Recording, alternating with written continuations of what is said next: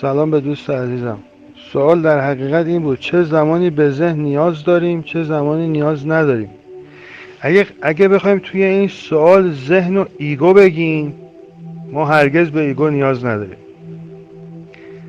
ببین خوب باید این جوابو گوش کنیم. اگه قرار باشه ما ذهن و ایگو بدونیم، ذهن و من ذهنی بدونیم، ما هرگز به من ذهنی نیاز نداریم.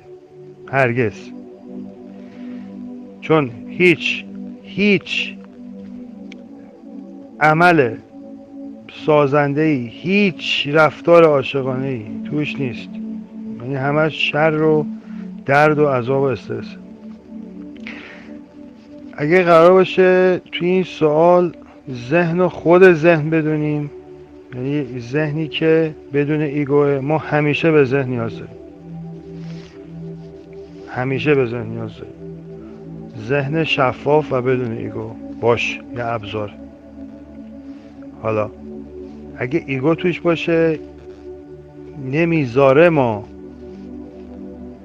بدون ایگو باشیم. اگه هم هویت شدگی با ایگو باشه، نمیذاره ما آروم و قرار بگیریم. چون باش هم هویتیم، با ایگو هم هویتیم.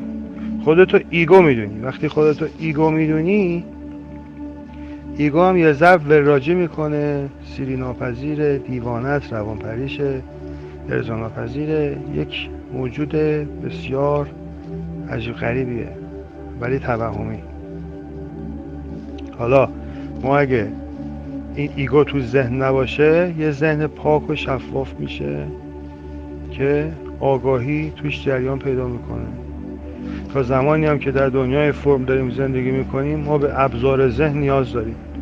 پس این سوال رو اینجوری میشه جواب داد: چه زمانی به ذهن نیاز داریم؟ همیشه. چه زمانی به ذهن نیاز داریم؟ هیچ وقت.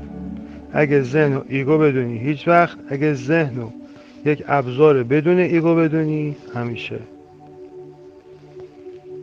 حالا ذهن بدون ایگو یک ذهن شفاف ساکت. زمانی که آگاهی و هوشمندی نیاز داشته باشه، توش جریان پیدا میکنه. زمانی که هوشمندی لازم ندونه، توش جریان پیدا نمیکنه. سکوت هست، حضور کامل هست، بودن هست.